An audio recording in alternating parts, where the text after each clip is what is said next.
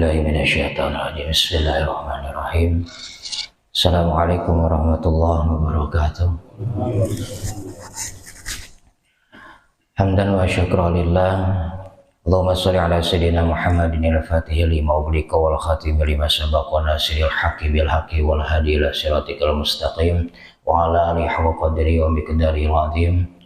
Rabbi shrah li sadri wa yassir li amri wahlul 'uqdatam min lisani yafqahu qawli. Rabbi zidni ilman nafi'a warzuqna fahma wa amalan mutaqabbala. Amin. Para jamaah salat subuh yang dirahmati Allah Subhanahu wa taala, alhamdulillah pada pagi ini kita semua masih diberi kenikmatan oleh Allah Subhanahu wa taala, di antaranya alhamdulillah masih turun kepada kita yaitu hidayah inayah Allah Subhanahu wa taala, sehingga kita alhamdulillah bisa beristiqomah untuk mencari ridha Allah Subhanahu wa taala dengan melalui kajian atau talabul ilmi. Mudah-mudahan kumpulan ini menjadikan satu wasilah kita semua mendapatkan keridhaan rahmatnya Allah Subhanahu wa taala. Amin. Para jamaah salat subuh yang dirahmati Allah Subhanahu wa taala, dengan berjalannya waktu mungkin kita pun akan merasa bosan, maka saya mengingatkan kembali, niatkan setiap langkah kita terutama untuk mencari ridha Allah dalam talabul ilmi lillah, karena Allah Subhanahu wa taala, dalam arti benar-benar bisa menghadirkan Allah di dalam hati. Kalau benar kita lillah, niat karena Allah, pasti tumbuh semangat, motivasi, cinta kita untuk mencari ilmu, karena kita pengen dijadikan hamba-hamba pilihan, hamba-hamba yang terbaik di hadapan Allah, yaitu dengan ibadah dengan diiringi dengan ilmunya. Karena kalau ibadah dengan diiringi dengan ilmu, kita pun akan merasa pede, merasa saya percaya diri, kita pun akan tinggi di hadapan Allah Subhanahu wa taala. Maka niatkan, saya ingatkan kembali, kita mencari ridho Allah Subhanahu wa taala, niatkan talabul ilmi yaitu lillah karena Allah Subhanahu wa taala. Para jamaah salat subuh yang dirahmati Allah Subhanahu wa taala, alhamdulillah kemarin kita sudah beres tentang masa tata cara wudu. Mungkin untuk pagi ini yaitu tata cara membasuh sepatu ya. Mungkin ini bab akan jarang kita temui, namun ketika kita melihat tragedi ini, mungkin kalau kita sudah tahu ilmunya, sudah tidak asing atau tidak heran lagi gitu ya, mencari membasuh sepatu. Kenapa ada bab ini? Karena kan dulu Rasulullah SAW pun melaksanakan suci pakai sepatu dan melaksanakan sholat pun pakai khuf atau sepatu itu. Kalau sekarang mungkin jarang, karena dulu mah masjidnya pasir ya. Kalau sekarang udah enak, ada karpet, masjidnya enak, jadi mungkin jarang kita akan melihat orang melaksanakan sholat pakai sepatu. Mungkin kalau ada, pasti petugas masjid akan melarangnya gitu. Namun takut kita nanti keluar kota atau kemana, ke daerah mana, atau kita pun mungkin suatu saat bisa melaksanakannya karena melihat masjid kotor, mungkin kita pun bisa, yaitu sholat memakai khuf atau sepatu. Nah, kita mulai kajian yaitu tata cara bersuci pakai sepatu. Wal kalamul muhitu bi usli yata'alaqu bin nazri fi sab'i masailin. Ini bab akan menerangkan yaitu berkaitan dengan kaki, membasuh kaki, yaitu yang memakai sepatu ada 7 masalah. Al-mas'alatul ula, masa yang pertama, fa'amal jawazu fabihi salah satu aqwalin, pertama tentang bolehnya yaitu memakai khuf atau sepatu itu. Ada 3 qaul. Al-qaulu masyhuru annahu jaizun 'alal itlaqi, yaitu qaul yang pertama masyhur para ulama, wabi qala jumhur fuqaha amsor, masyhurnya hampir berbagai negara para alim ulama ahli fuqaha itu, yaitu jaiz 'alal itlaq, hukumnya menang mutlak, boleh secara mutlak ya. Itu hampir masyhur ulama berbagai negara pun, termasuk ulama masyhur yaitu yang 4 mazhab itu pun menyepakati bahwa hukum memakai sepatu ketika bersuci dan melaksanakan sholat pun jaizul mutlak, boleh secara mutlak. Wal qaulu tsani jawazuhu fi safari dunal hadar. Kalau yang kedua itu boleh ketika bepergian saja, namun ketika ada di kampung, di lingkungan itu tidak membolehkan, tidak jaiz. Wal qaulu salis muni'a jawazu bi itlaqi wa huwa syadduha. Kalau kaul yang tiga itu yaitu mencegah bolehnya secara mutlak, maka ini asyadduha, kaul yang begitu syad atau janggal. Ya, kalau yang ketiga janggal. Jadi kalau ada orang satu saat memakai sepatu melaksanakan ibadah tahuro, bersuci atau sholat, kemudian kita tidak membolehkannya, itu kaul yang janggal atau syad. Wal aqawilu salasa murafiti an sadri ula an Malik. Kaul yang ketiga itu yaitu dari jalur ulama-ulama salaf, dan ada juga yang jalur dari Imam Malik itu, tapi murid-muridnya. Kalau Imam Maliknya pun menyepakati tentang hukum jaizul mutlak, boleh secara mutlak. Wasabu fi ikhtilafi ma yazunu mim mu'aradatil ayatil wudil warid. Sabab terjadinya perbedaan pendapat karena menyangka kontradiksi antara ayatnya wudu pihak al-amaro bi ghusl arjulil lil asari, yaitu karena ada perintahnya membasuh kaki, ya, secara hadis allati wuridat fil masih ma'takhiru ayatil wudu, yaitu yang sudah terkumpulkan dalam asalnya harus dibasuh kaki karena memakai sepatu, akhirnya cukup dengan mengusap fil masih, ya, cukup dengan mengusap sepatu. Ini jadi sepakat bahwa memakai sepatu dan cara membasuhnya itu dengan mashun, yaitu mengusap. Wa huwa madu Ibnu Abbas wa taja qali yajuju bi marahu Muslim annahu kana yujibu hadisul Jair. Ada juga kaul yang ketiga itu yang tadi tidak membolehkan itu karena jalurnya dari katanya Ibnu Abbas, dan berhujjah bahwa kaul tersebut bolehnya itu atau mengusap tadi perkara tadi dengan Anau kana yujibu hadis Jarir. Dia pernah melihat hadis yang jalurnya dari Imam Al-Jarir, yaitu dengan kagum kepada Imam Jarir. Wa dalika annahu ruwiya annahu ra'an Nabi alaihi salatu wasallam yamsau alal khufaini. Dia melihat baginda Rasulullah SAW selalu mengusap dua sepatu itunya ketika tahuroh.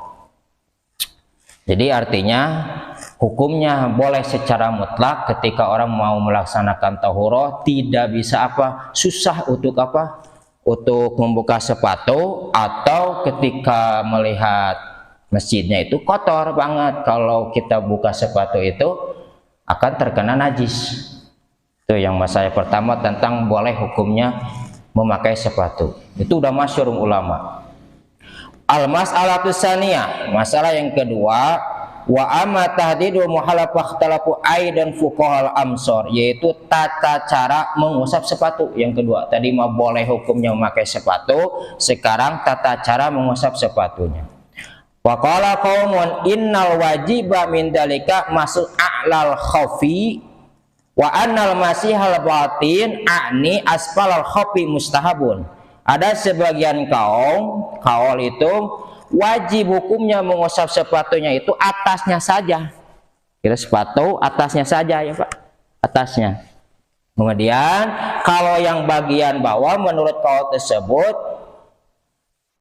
a'ni asfalal khafi mustahabun, hukumnya diharuskan saja, mustahab itu ya, diharuskan, dianjurkan kalau bagian bawah sepatunya. Ini kaul mana? Wa Malik wa Ahmad man ra'a hada asy-Syafi'i, Imam Syafi'i, Imam Malik, dan Imam Ahmad.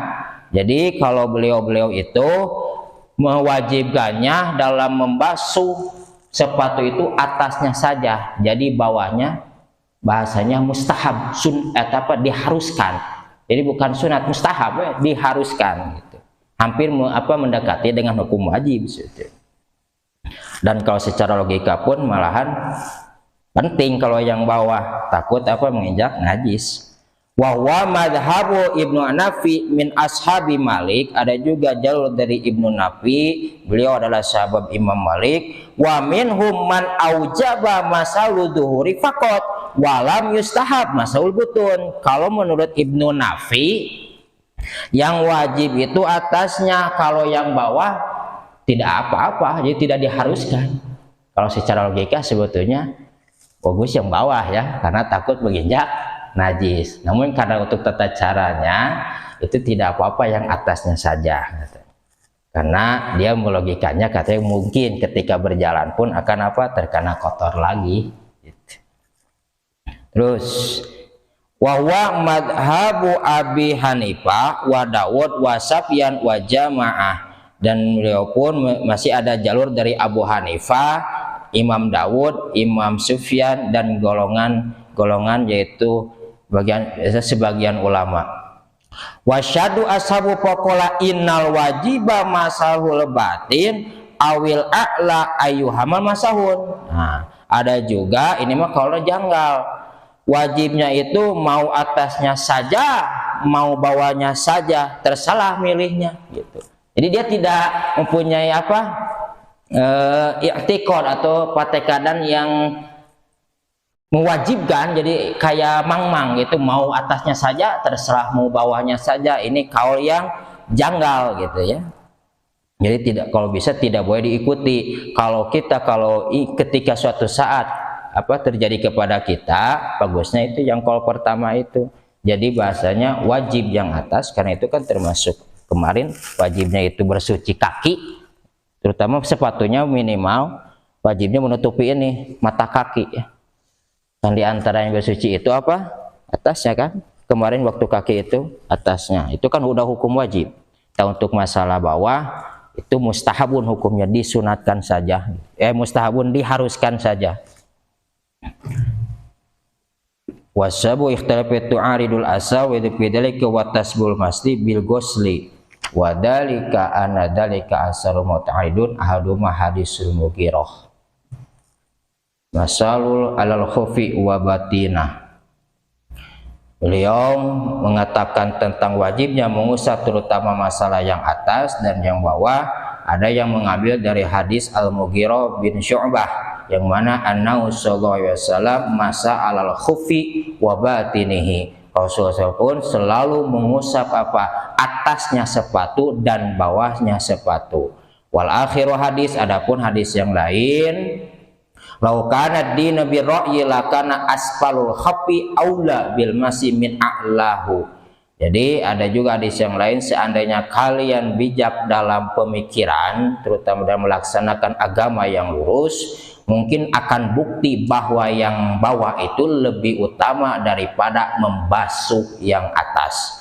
Faqad ra'aitu Rasulullah sallallahu alaihi wasallam yamsau ala zurihi khuffaihi. Jadi kata Rasulullah pun kalau dari jalur yaitu Sayyidina Ali, bahwa kalau kita secara logika kayak tadi saya sudah sebutkan, mungkin yang bawah itu lebih utama diusap atau mau sebetulnya di sini mashun bukan dibasuh ya, diusap itu lebih utama daripada yang atas gitu kalau secara logika mah. Namun tetap ulama itu yang mewajibkan membasuh yang atas, kalau yang bawah itu mustahab, diharuskan saja. Mau hadis yang pertama mangga, hadis yang kedua mangga. Kemudian al-mas'alatus salis, masalah yang ketiga, wa amma nau'u mahalul masah fa innal fuqaha qailin bil masih ittafaqu ala jawazil masih alal khufaini. Ini tentang kaos kakinya ya, kaos kaki. Wa ikhtalafu fil masih ala zarubain. Perbedaan pendapat para alim ulama tentang masalah membasuh dua kaos kaki. Fa'ajaza dzalik qaumun wa mana'ahu qaumun. Ada yang membolehkan sebagian kaum, ada juga yang menyegah tentang apa? Mengusap kaos kakinya. Wa miman muni'a dzalik Malik wa Syafi'i wa Abu Hanifah. Yang tidak membolehkan itu yaitu siapa? Imam Malik, Imam Syafi'i, dan Imam Abu Hanifah. Tidak usah kaos kakinya, ya takut basah atau apa yang lainnya ya. Kaos kakinya nggak usah diusap pakai air. Wa miman ajaza dzalik Abu Yusuf wa Muhammad sahiban Abi Hanifah wa Sufyan Ats-Tsauri. Tapi menurut yang tadi Abu Yusuf terus dan sahabatnya Abu Yusuf dan Muhammad, Abi Hanifah, wa Sufyan Ats-Tsauri harus juga untuk penyempurnaan kalau untuk kata-kata beliau. Jadi tinggal memilih ketika kita pakai sepatu dan kaos kaki, untuk masalah kaos kakinya terserah mau diusap mangga, mau mau tidak pun tidak apa-apa. Tapi kalau kita beritikaf dalam satu imam, ada istilah ilmu fikih itu tidak boleh talfek. Dari awal kita mohon maaf mau mengambil mazhab Syafi'i, ketika kita tahu dari misalnya mazhab Syafi'i, kita pun harus mengikuti. Ketika terakhir pun sama, dan sholat pun sama. Mau Abu Hanifah mah, mau Imam Malik mah enggak. Kebetulan saya jalurnya Imam Syafi'i, maka saya pun ketika kalau kita ya sholatnya pakai sepatu, saya pun tidak mengusap kaos kakinya.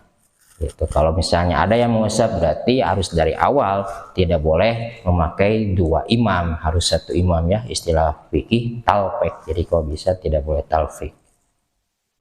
Terus waqtilafu aidon fiha yuqasu alal khuffi ghairu amhiya ibadah la qiyas 'alaiha wa la yata'adda biha mahlu wa man la yasihu indaul hadis lam yuballighu. Jadi adanya perbedaan pendapat yang tadi gitu, karena ada yang mengatakan kalau pakai kaos yang diusap kaos kaki itu bisa basah, bagi kaul yang menguatkan kalau yang mengusap kaos kakinya itu untuk penyempurnaan membasuh khuf atau sepatu, tujuannya itu ke kaki juga. Itu masalah ketiga, yaitu tentang membasuh kaos kaki. Mas'alatul rabi'ah, masalah yang keempat, wa amma sifatul khuf, bagaimana bentuk sepatunya. Fa innahum ittafaqu ala zawajil masahi alal khuffi sahihi. Sepakat para alim ulama untuk masalah sepatu yang baru, yang bagus, tidak robek. Itu sepakat ulama itu cukup dengan mengusap masuk ya. Kalau ada yang robek, nanti ada kaul yang gosok dengan membasuh. Nah, kalau sepakat ulama kira-kira sepatu kita masih baru, bagus, tidak robek, maksudnya baru itu cukup dengan mengusap. Waqtilafu fil makharik, tuh ada pendapat para alim ulama dengan kalau sepatunya robek, jelek. Faqala Malik wa ashabihi, kalau menurut Imam Malik dan sahabat Imam Malik, yamsihu alai idza kana al-kharqu yasiron wa haddada wa yamsihu alai idza kana al-kharqu yasiron, kalau seandainya robeknya sedikit cukup dengan diusap. Kalau robeknya banyak tetap harus digoslun, dibanjur ya, dikumbah walaupun dengan sepatu-patunya. Tapi kalau secara logika mah kita enaknya dibuka sepatu tetap ya kalau keadaan robek. Ini kalau kita tetap tidak mau membuka sepatu, sulit benar sepatu tersebut, kita pun akan melaksanakan sholat misalnya, atau misalnya waktunya sudah benar-benar mepet dan keadaan sepatu kita robek, besar robeknya, wajib dibasuh, tidak boleh diusap kalau robek besar. Nah, kalau wahaddada Abu Hanifah bima yakunu zahiru minu aqallu min salasti asobi. Kalau menurut Imam Abu Hanifah mah robeknya diukur, ada batasannya 3 jari ya, sebesar ini 3 jari robek sepatunya. Itu menurut Imam Abu Hanifah. Kemudian waqala qaumun yajuzul masahu alal khaffil munkhara madama yusama khaffan wa intafa kharquhu wa intafa hasya kharquhu wa mimman ruwiya anhu dzalika sauri. Ada juga yang bilang walaupun robek yang penting itu disebut sepatu saja, maka cukup diusap, gak boleh itu dibasuh, itu cukup diusap asal itu disebutkan sepatu. Itu menurut Imam Ats-Tsauri. Wa muni Asy-Syafi'i, kalau Imam Syafi'i menyegah ayyakuna fi maqdil khaffi kharqu yadhuru minhul qadam walau kana yasiron fi hadil qaulaini anhu. Kalau menurut Imam Syafi'i mah yang robeknya itu depan sepatu, yang kelihatan jari-jarinya, jari kakinya kelihatan, itu harus goslun, dibasuh. Kalau misalnya tidak kelihatan depannya, jari-jarinya misalnya yang belakang atau tengah-tengah ini ya, tengah-tengah kaki robeknya, Kalau menurut mazhab Syafi'i cukup dengan mashu, yaitu dengan mengusap, yaitu atau bentuk sifatnya sepatu. Kalau misalnya sepatunya baru bagus, cukup dengan mashun, yaitu dengan diusap. Kalau seandainya robek, itu tadi berbeda pendapat. Kalau jalur saya robeknya, kalau kelihatan jari-jarinya atau jari kaki, maka itu wajib dibasuh. Kalau seandainya tidak kelihatan jari kakinya, robeknya di belakang, itu cukup dengan apa? Dengan mengusap. Kemudian al-mas'alatul khamisata, masalah yang kelima, wa ama tauqitu fa innal fuqaha aidan ikhtilafu fi, yaitu batasan suci dengan mengusap. Ya. Wara'a Malik anna dzalika ghairu maktub. Maksudnya yang di waktu itu, batasan waktunya, kalau mengusapnya pasti seluruhnya. Batasan waktu. Wara'a Malik anna dzalika ghairu maktutin. Kalau pandangan Imam Malik bahwasanya waktunya sucinya itu sepatu itu tidak ada waktunya. Wa inna labasal khufainal yamsu alaihima ma lam yunazzihuma aw tusibahu jinabah, selagi itu dalam keadaan tidak batal wudu atau kita terkena junub. Ya, kalau kita junub tetap sepatu itu harus ketika mau berwudu tetap diusap kembali. Wa dhahaba Abu Hanifah wa Syafi'i illa anna dzalika muqaddam. Kalau menurut Abu Hanifah dan Imam Syafi'i, yaitu tetap ada masanya, ada waktunya. Wa sabu ikhtilafin ihtafil asal fi dzalika wa dzalika nuwaruda fi dzalika salah satu hadis. Terjadinya perbedaan pendapat karena ada salah satu hadis. Yang pertama hadis dari jalur Sayyidina Ali, anin Nabi sallallahu alaihi wasallam annahu qala ja'ala Rasulullah sallallahu alaihi wasallam salasati ayamin walayaliyahunnal musafir wa yauman wailatan lil muqim. Pertama jalur hadis Sayyidina Ali bahwasannya Rasulullah SAW pun ada waktunya, yaitu sebanyak 3 hari 3 malam sucinya sepatu sesudah diusap, sudah tohroh, sudah dibersihkan. Jarak waktunya 3 hari 3 malam bagi yang bepergian, dan waktunya sehari semalam bagi orang yang diam di kampung, di tempat. Kharajahul Muslim, yang mengeluarkan yaitu hadis Imam Muslim atau riwayat Imam Muslim. Wasani hadis Abi bin Imarah, kedua hadis jalur dari Abi bin Imarah annahu qala ya Rasulullah amsau alal khaffi, apakah saya cukup dengan mengusap sepatu saya? Qala, berkata Rasulullah na'am, enggak, atau silakan. Qala yauman, qala waktunya sehari, kata itu siapa? Abi bin Imarah, kata Rasulullah qala na'am, ya. Wa yaumaini, kalau 2 hari gimana? Qala na'am, maka. Qala wa salasatan, kalau 3 kali gimana? Qala na'am, silakan. Hatta bala gosakan, sehingga sampai 1 minggu. Summa qala amsah ma badalaka, kalau sudah 1 minggu artinya sesukamu harus diusap. Makanya Imam Malik mungkin mengambil dari jalur ini, itu ya tidak ada waktunya. Tapi tidak mungkin sih kalau kita misalnya tidak dalam waktu seminggu misalnya, atau 3 hari lah, jangan. Mau sehari juga nggak apa-apa, pasti kita pun akan batal wudhu. Jangan dulu 3 hari, 1 hari pun pasti ada batal wudhu ya. Di antaranya apa? Baul, kencing, atau goit, pasti kita kan BAB kan.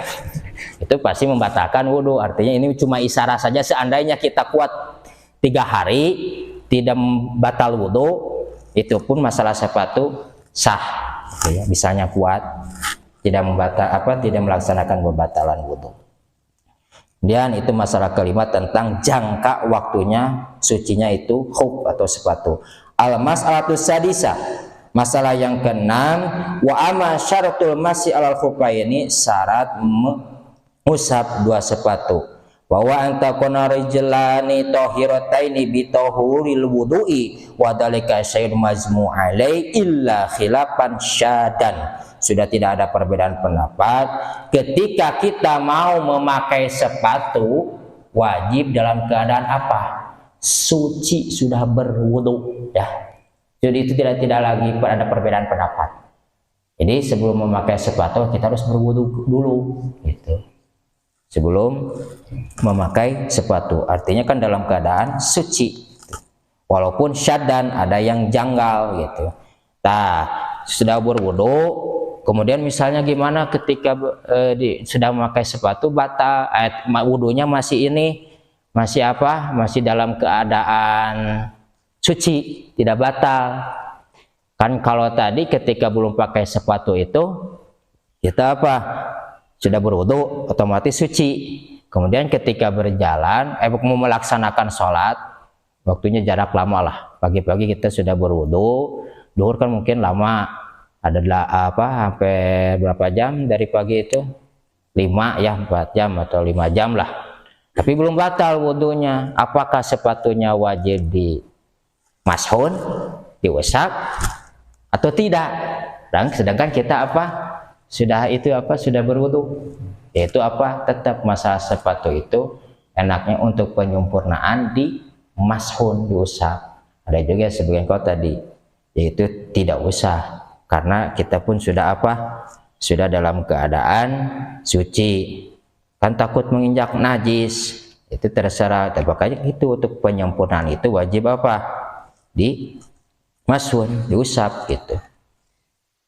Kalau sekarang enaknya sih katanya yang bawa itu digoslun kalau secara akal sekarang, tapi karena ini perintahnya Rasul pun mengusap dan utamanya mengusap, ya udah diusap aja itu dengan dikocorkan lain, sama seperti goslun.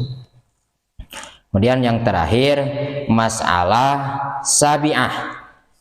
Masalah tu sabi'ah, masa yang terakhir yang ketujuh, fa amma nawaqidu hadithu toharo, yaitu tentang pembatalan masalah mashun, ya, batal masalah mengusap sepatu. Fa innahum ajma'u ala anna nawaqidul wudu'i bi ainiha. Sudah sepakat para alim ulama bahwa yang membatalkan wudhu otomatis mengusap sepatu pun itu batal gitu. Waqtalafu nazal khofi naqisul hadits tohoro amla. Namun yang waqtalafu yang menjadi perbedaan pendapatnya itu ketika membuka sepatunya. Ya, sudah sepatu, udah wudhu, ketika kemudian kita pengen membuka sepatu, nakidun li hadits amla, apakah bisa batal wudhunya atau tidak? Nah, ini di sini perbedaan pendapatnya. Kalau misalnya tadi pembatalan wudhu sama dengan mengusap itu sudah sepakat, yang menjadi perbedaan pendapatnya ketika kita mau melepas sepatu. Wa qala qaumun inna naza'ahu ghuslu qadamaihi fa taharatuhu baqiyah. Sebagian kaum mengatakan ketika kita mencabut sepatu itu yaitu harus dicuci kembali kakinya. Wa illam yugsal huma wa shola ada shola ba'dal ghusli qadamaihi. Seandainya tidak membasuh kaki, padahal sudah wudhu pakai sepatu, batal wudhu, ya, kita melaksanakan wudhu lagi dengan mengusap tadi sepatu. Mau melaksanakan sholat, dibuka sepatu. Ketika wudhu pakai sepatu, mau melaksanakan sholat dibuka sepatu, kemudian tidak membasuh lagi kaki. Apakah itu sah melaksanakan sholatnya? Nah, sebagian ulama ada kembali lagi, butohro, disucikan lagi si kakinya, jadi tidak sah dalam bersucinya. Ya sudah, misalnya kita ketika wudhu pakai sepatu, paham ya? Wudhu pakai sepatu. Nah, mau melaksanakan sholat, ketika mau melaksanakan sholat dibuka sepatu, wudhu pakai sepatu. Nah, wajib kita membasuh kakinya, itu ya, tidak boleh langsung melaksanakan gitu. Apakah harus wudhu lagi kembali? Nah, ini sebagian pendapat ada nih di sini nanti ke depannya. Wa miman qala bidzalika min wasabi wa syafi wa daifa illa malikan ra'ano in kharaja dari kaisnafa. Wudu artinya tidak usah di sini, tidak usah wudu kembali. Jadi cukup dengan membasuh kaki, ya. Jadi juga usah diulang lagi dari awal, cukup membasuh kaki saja. Ya. Wudu wa qala qaumun taharatu baqiyah hatta yadasa hadasan yang kudul wudu'a walaysa alaihi ghuslun. Ada juga sebagian kaum itu mensucikan apa ketika dibuka dan hadas kembali ini mah. Jadi ini mah apa wudu kembali gitu ya. Jadi dari awal ketika sudah wudu kemudian mau melaksanakan sholat karena tadi cenah kira-kira kurang sempurna, akhirnya wudu lagi kembali. Ketika wudu awal mah dicukup apa memakai sepatu itu dengan mengusap. Mau melaksanakan sholat dibuka. Akhirnya sebagian kaum harus wudu lagi dari awal. Apa alasannya kaum tersebut mengatakan begitu?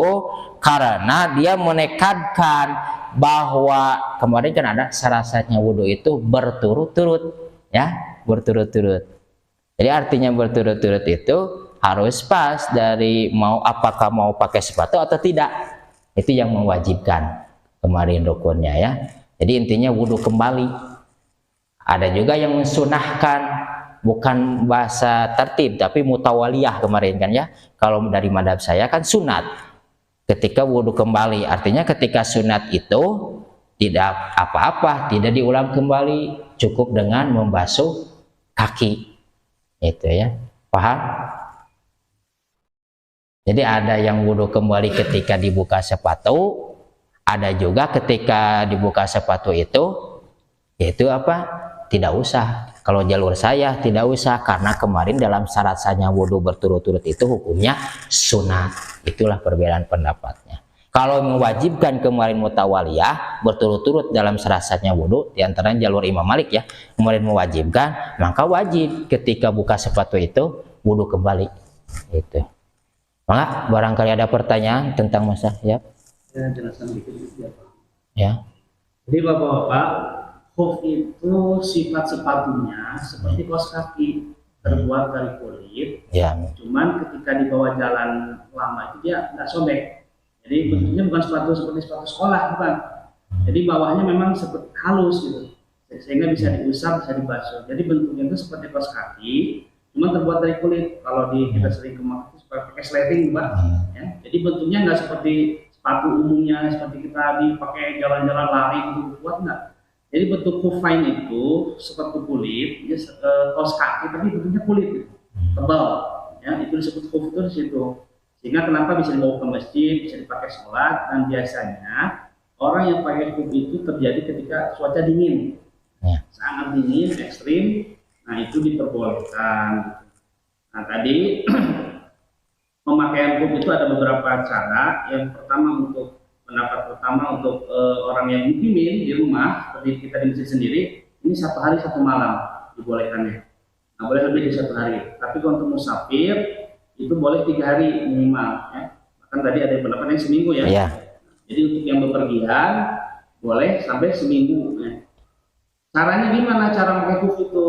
Cara pakai kuf itu dalam keadaan suci dulu. Kita punya wudu dulu, baru dipasang kuf. Nanti kalau bapak-bapak kentut, misalkan bakal ataupun habis kencing mau wudu lagi, nggak usah dicopot si sepatu itu tuh, cukup diusap aja atasnya, ya. Kecuali hadas besar, junub, ya. Nah itu harus diwajibkan mandi. Nah itu baru batal nanti pemakaian kufnya, diulang lagi. Misalkan habis mandi junub nih, wudu lagi, wudu dalam keadaan suci, pakai lagi kufnya. Jadi selama hadas kecil tidak membatalkan. Ya, misalkan kencing, kentut tidak membatalkan memakai sepatu kulit tadi. Ya. Nah, tapi kalau hadas besar itu membatalkan, ataupun dicopot dengan sengaja.